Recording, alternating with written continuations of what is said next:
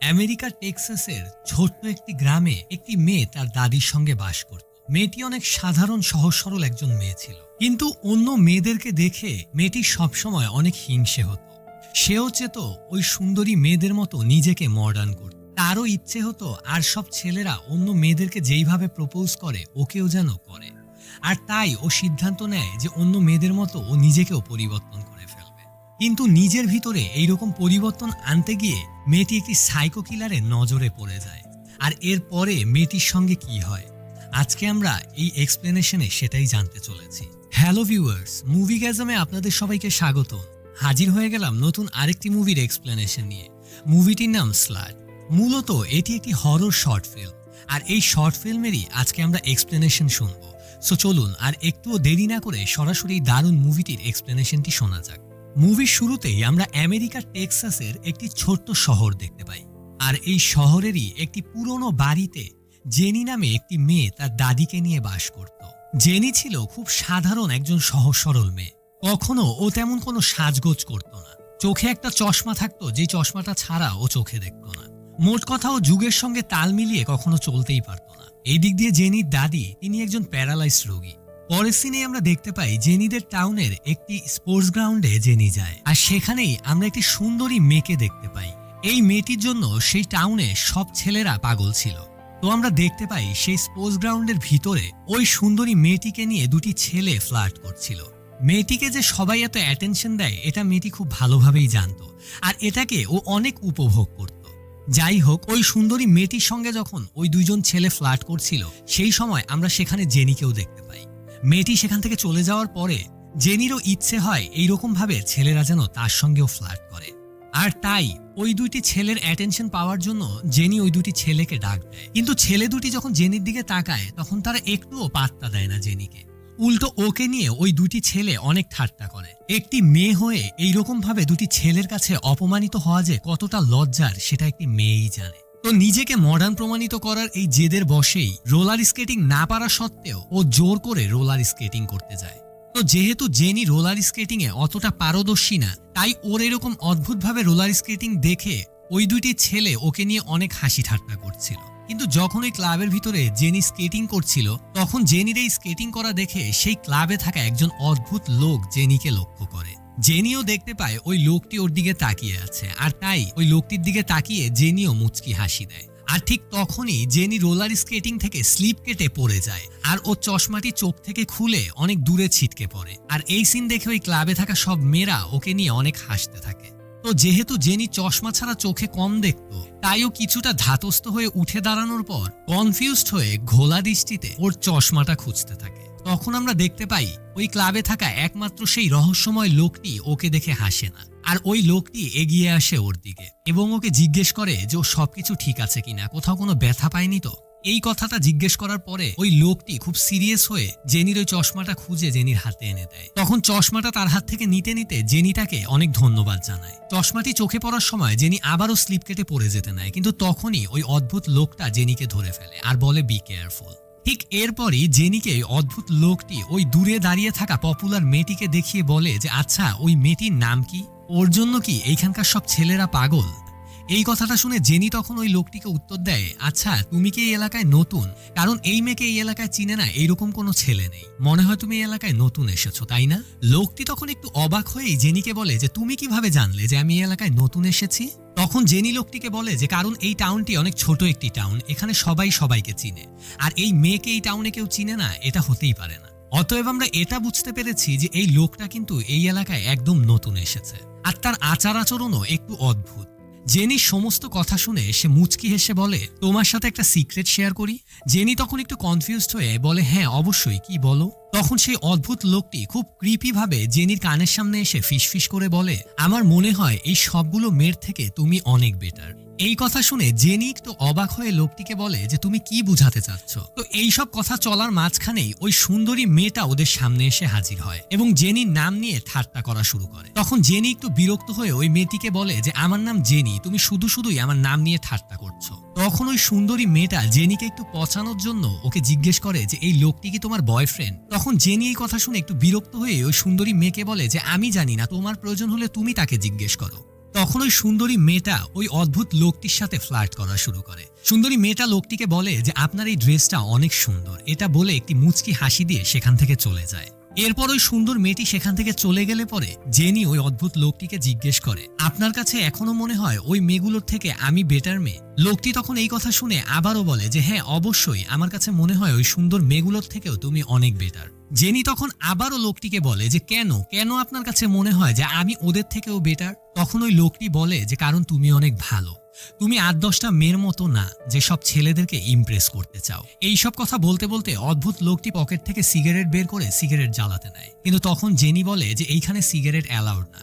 তখন লোকটি সেখান থেকে বাইরে চলে যায় সিগারেট খাওয়ার জন্য। কিন্তু এদিক দিয়ে আমরা দেখতে পাই জেনি ওই লোকটির উপরে অনেক ইমপ্রেসড হয়ে গিয়েছে। লোকটি চলে যাওয়ার পরে আমরা জেনিকে তখন দেখে বুঝতে পারি যে এই লোকটিকে জেনির অনেক ভালো লেগে গিয়েছে। কিছুক্ষণের মধ্যে জেনি সেই ক্লাব থেকে বেরিয়ে বাহিরে এসে লোকটিকে এদিক ওদিক খুঁজতে থাকে, কিন্তু তখনই সে দেখতে পায় লোকটি ক্লাবের বাইরে একটি গাছের আড়ালে সিগারেট খাচ্ছে। লোকটিকে দেখে জেনি যখন ডাক দিবে ঠিক তখনই জেনি অবাক হয়ে তাকিয়ে দেখতে পায় ওই ক্লাব থেকে ওই সুন্দরী মেয়েটি বেরিয়ে দৌড়ে ওই লোকটির কাছে যায় আর তাকে বলতে থাকে আই এম সরি তোমাকে এতক্ষণ দাঁড় করিয়ে রাখার জন্য। তখন ওই লোকটি বলে যে কোনো ব্যাপার না, চলো আজকে তোমাকে নতুন একটা জিনিস শেখাবো। এটা বলে ওই লোকটি সেখান থেকে মেয়েটিকে নিয়ে চলে যায়। আর জেনি অনেক অবাক হয়ে আর মনে কষ্ট নিয়ে এক দৃষ্টিতে তাকিয়ে থাকে লোকটির দিকে, আর মনে মনে ভাবতে থাকে সব পুরুষই আসলে এক। এই ঘটনার পরে জেনি অনেক মন খারাপ করে বাসায় ফিরে যায়।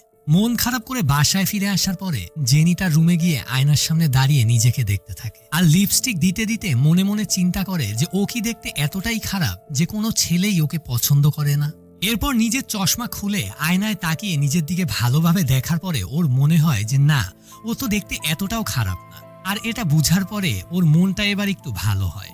আর আমরা দেখতে পাই ওর রুমে ও গান ছেড়ে একা একা ডান্স করতে থাকে। এর পরের সিনে আমরা দেখতে পাই এই ঠিক একই সময় গভীর রাতে নিকষ কালো অন্ধকারে শহরের কাছাকাছি খালি একটি জায়গায় যেখানে কোনো জনমানব নেই, সেখানে একটি গাড়ি পার্ক করা অবস্থায় দাঁড়ানো এবং একটি লোক সে গাড়ি থেকে নেমে সেই গাড়ি থেকে কিছুটা দূরে মাটিতে পড়ে কান্না করতে থাকা একটি মেয়ের দিকে এগিয়ে যায়। ঠিক তখনই আমরা দেখতে পাই ক্যাপ পরে পকেটে হাত দিয়ে রিল্যাক্স হয়ে সামনে এগিয়ে আসা লোকটি আর কেউ না, সেই অদ্ভুত লোকটি যাকে আমরা তখন ক্লাবে দেখেছিলাম জেনির সঙ্গে কথা বলতে।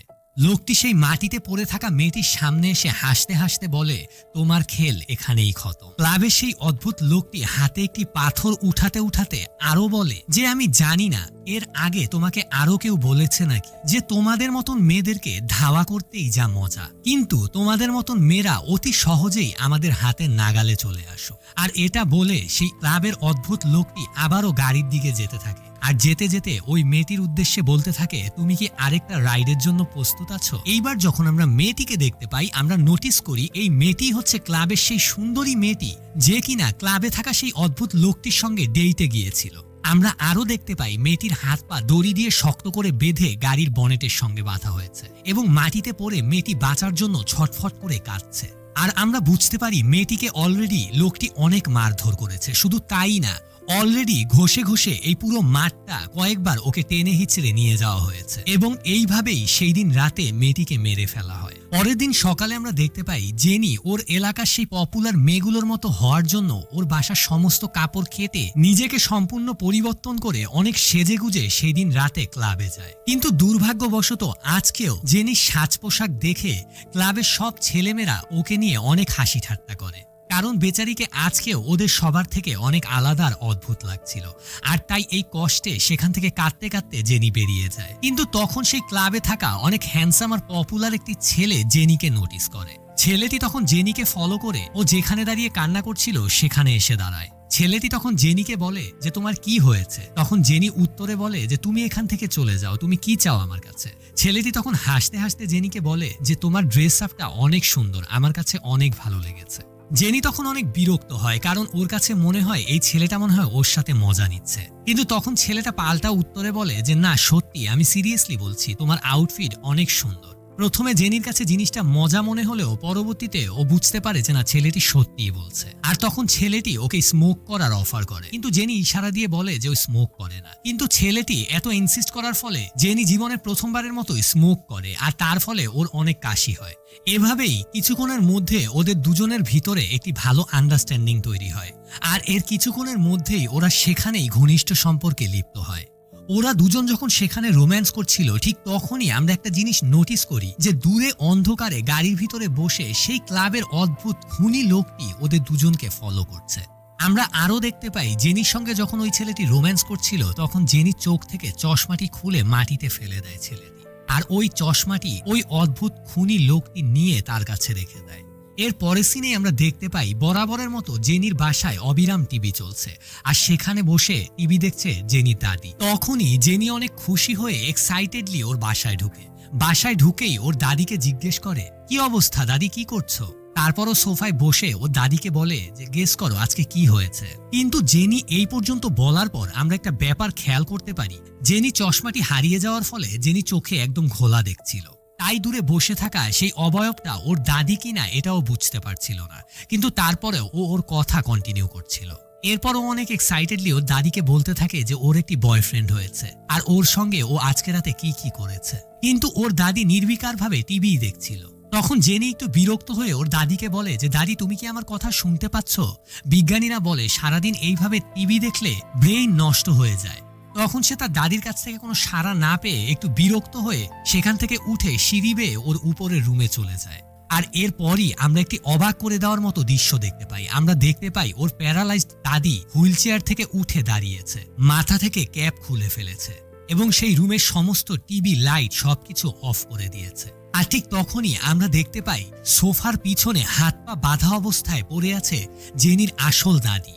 আর এদিকে আমরা দেখতে পাই উপরে জেনি ওর রুমের ওয়াশরুম থেকে শাওয়ার নিয়ে বেরিয়েছে। জেনি অনেক খুশি মনে আজকের ওই ছেলেটির কথা ভাবতে ভাবতে লাইট বন্ধ করে ঘুমাতে চলে যায়। বিছানায় শুয়ে পড়ার পরই যখন ও ওপাশ ফিরে, ঠিক তখনই ওর হাতের সঙ্গে স্পর্শ হয় একটি রক্তমাখা দড়ি। জানালা থেকে আসা মৃদু আলোয় ও দেখতে পায় সেই দড়িতে রক্তমাখা, যেটা দেখে ও অনেক ভয় পেয়ে যায়। এটা দেখে অনেক ভয় পেয়ে ও সঙ্গে সঙ্গে বিছানা থেকে উঠে ওর দাদিকে ডাকতে থাকে আর দৌড়ে নিচে নেমে আসে। আর দৌড়ে আসার ফলে অন্ধকারে কেউ একজনের সঙ্গে ধাক্কা খেয়ে ও করিডোরে পড়ে যায়। আর পড়ে যাওয়ার পর ও তখনই পিছন থেকে একটি পরিচিত কণ্ঠ শুনতে পায়। জেনি দেখতে পায় এই অদ্ভুত কণ্ঠটি আর কারো না, সেই ক্লাবের অদ্ভুত সিরিয়াল কিলার লোকটি জেনিকে লাইট জ্বালাতে জ্বালাতে বলছে যে তুমি এখানে, আর আমি তোমাকে পুরো বাড়ি খুঁজে বেড়াচ্ছি। তোমার বাসায় এইভাবে বিনা অনুমতিতে ঢুকে যাওয়ার জন্য তুমি কোনো মাইন্ড করোনি তো? লোকটি তখন ঠাট্টার সুরে আরও বলতে থাকে যে তোমার দাদির এই ম্যাক্সিটা পরে আমার নিজেকে অনেক বোকা মনে হচ্ছে। তার মানে আমরা এটা বুঝতে পারি জেনি যখন বাসায় এসে ওর দাদির সঙ্গে কথা বলছিল, আসলে সেটা ওর দাদি ছিল না, ছিল এই সিরিয়াল কিলারটা, যে ওর দাদি ড্রেস পরে সেখানে বসেছিল আর ওর দাদিকে হাত পা বেঁধে সোফার পিছনে ফেলে রেখেছিল। জেনি ভয় পেয়ে সেখান থেকে উঠার চেষ্টা করার আগেই সেই লোকটি খুব দ্রুত একটি দড়ি দিয়ে জেনির দুটি পা বেঁধে ফেলে। জেনি ভয়ে অনেক ছটফট করতে থাকে। আমরা দেখতে পাই সেই সিরিয়াল কিলারটি তার পকেট থেকে জেনির ওই চশমাটি বের করে ওকে পরিয়ে দেয় আর বলতে থাকে, এই তো তোমাকে তো এই চশমাতেই বেশি মানায়, তুমি শুধু শুধু মডার্ন হতে গিয়েছো কেন? জেনি তখন অনেক ভয় পেয়ে কান্না করতে করতে কিলারটিকে বলে যে তুমি কি চাও? তখন পাল্টা উত্তরে কিলারটি বলে যে তুমি কি চাও? তখন জেনি কান্না করতে করতে বলে যে প্লিজ তুমি আমাকে মেরো না। তখন সেই লোকটি ওকে বলে যে তোমাকে আমি মারবো না, তাহলে তুমি বলো তোমার সাথে কি করা উচিত। তখন জেনি অনেক ভয়ে ভয়ে নিজের প্রাণ বাঁচাতে কিলারটিকে বলে যে তোমার যা ইচ্ছা তুমি আমার সঙ্গে করতে পারো, কিন্তু প্লিজ তুমি আমাকে প্রাণে মেরো না। এই কথা শুনে তখন সেই কিলারটি জেনিকে বলে যে ও আমি তো ভেবেছিলাম তুমি অনেক ভালো মেয়ে। আর এই কথা বলেই জেনির গলা টিপে ধরে কিলারটি। জেনি তখন নিজেকে বাঁচাতে প্রাণপণ চেষ্টা করা শুরু করে, কিন্তু একটা পর্যায়ে জেনি বুঝতে পারে যে আর কিছুক্ষণের মধ্যেই হয়তো ও প্রাণে মারা যাবে। আর তাই লাস্ট চেষ্টা স্বরূপ ও আশেপাশে তাকাতে থাকে প্রাণে বাঁচার জন্য ও কিছু খুঁজে পায় নাকি। তখনই ও দেখতে পায় ও লিপস্টিকটা মাটিতে পড়ে আছে, আর সঙ্গে সঙ্গে সেটাকে হাতে নিয়ে সেই সিরিয়াল কিলারের চোখে ঢুকিয়ে দেয়। সিরিয়াল কিলারটি আহত হয়ে যখন মাটিতে পড়ে যন্ত্রণায় কাতরাতে থাকে, তখনই জেনি আর দেরি না করে নিজের পা থেকে রশিটি খুলে ওই কিলারটির গলায় পেঁচিয়ে দেয়। কিন্তু এরপরে জেনি কি করবে সেটা বুঝতে পারে না, তাই সেই দড়িটি ধরে ও টানতে থাকে। কিন্তু আমরা দেখতে পাই তখনই ওই সিরিয়াল কিলারটি উঠে দাঁড়িয়ে ওই দড়িটি ধরে নিজে আবার টানতে থাকে এক পর্যায়ে হ্যাচকা টান দিয়ে জেনির হাত থেকে ওই পুরো দড়িটি সে নিয়ে নেয়। আর এটা দেখে জেনি অনেক থতমত খেয়ে যায়। এইবার জেনি দরজা দিয়ে দৌড়ে পালিয়ে যাওয়ার জন্য চেষ্টা করলে পিছন থেকে সিরিয়াল কিলারটি বাড়ি মেরে জেনিকে নিচে ফেলে দেয়। ওই বাড়ি খাওয়ার ফলে জেনির মাথা থেকে রক্ত বের হচ্ছিল। তখন সেই সিরিয়াল কিলারটি জেনির সামনে এসে বলে, তুমি তো অনেক শক্তিশালী একটা মেয়ে, সহজে হার মানার মতো মেয়ে না তুমি, কিন্তু এইবার তোমার সময় শেষ। এইসব কথা যখন জেনিকে বলছিল তখন আমরা দেখতে পাই আস্তে আস্তে জেনি পিছন দিকে যাচ্ছিল। একটা পর্যায়ে জেনি পেছোতে পেছোতে ও একটি কুড়াল খুঁজে পায়। জেনি তখনও হার মানছিল না। সে অনেক চিৎকার করে গালি দিচ্ছিল ওই সিরিয়াল কিলারটিকে, যেটা দেখে ওই কিলারটি আরো রেগে যাচ্ছিল। কিলারটির গলায় এখনো সেই দড়িটি বাঁধা ছিল, যেই দড়িটি জেনি তার পা থেকে খুলে ওর গলায় পরিয়ে দিয়েছিল। জেনি কুড়ালটি নিয়ে ওর দিকে এগিয়েই যাবে, ঠিক সেই মুহূর্তে ওই কিলারটি অনেক রাগ হয়ে জেনির দিকে আগাতেই যাবে, ঠিক সেই মুহূর্তে কিলারটি হোঁচট খেয়ে মাটিতে পড়ে যায়। এই সুযোগে জেনি কুড়ালটি নিয়ে ওকে আঘাত করতেই যাবে, ঠিক সেই মুহূর্তে জেনির টার্গেট মিস হয়ে কুড়ালটি কাঠের ফ্লোরে গিয়ে পড়ে। জেনিদের বাড়িটা একে তো অনেক পুরানো বাড়ি, তার মধ্যে এটি একটি কাঠের ফ্লোর। সিরিয়াল কিলারটি যখন উঠে জেনির দিকে আগাতেই যাবে, ঠিক সেই মুহূর্তে ওই পুরো ফ্লোরটা ভেঙে সিরিয়াল কিলারটি নিচে পড়ে যায়। আর যেহেতু ওই দড়িটি যেটা সিরিয়াল কিলারের গলায় পেঁচিয়েছিল সেটির শেষ অংশটি একটি কাঠের টুকরার সঙ্গে আটকে ছিল, আর তাই সিরিয়াল কিলারটি মাটিতে পড়ার সঙ্গে সঙ্গে সরাসরি ফাঁসিতে ঝুলে পড়ে। এই দৃশ্য দেখে সিরিয়াল কিলারটি মরেছে কিনা এটা কনফার্ম করার জন্য অনেক ভয়ে ভয়ে জেনি নিচে নেমে আসে। আর এসে সে দেখতে পায় যে হ্যাঁ, সিরিয়াল কিলারটি সত্যি ফাঁসিতে ঝুলে মারা গিয়েছে। এরপরে জেনি তাড়াতাড়ি চলে যায় ওর দাদির কাছে। সেখানে গিয়ে ওর দাদির বাঁধন খুলে দিয়ে তাকে হুইল চেয়ারে বসিয়ে দেয় আর টিভিটি অন করে দেয়। ওর দাদিও এত কিছু না ভেবে অবাক করে দিয়ে টিভি দেখতে শুরু করে। আর এই দিক দিয়ে আমরা দেখতে পাই শক্ত মুখে জেনি এসে সেই সিরিয়াল কিলারটি ঝুলন্ত মৃতদেহ দেখতে থাকে।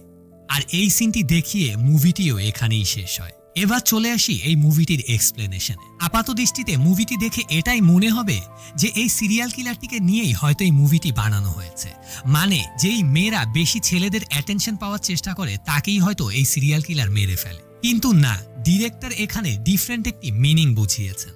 মুভিটি রিলিজ হওয়ার পরে ডিরেক্টর বলেছেন যে এই মুভিটির মাধ্যমে বোঝানো হয়েছে যে পুরুষরা চায় যে একটি সুন্দরী মেয়ে তাদের উপরে অ্যাট্রাক্ট হবে, তাদের সঙ্গে শারীরিক সম্পর্ক করবে।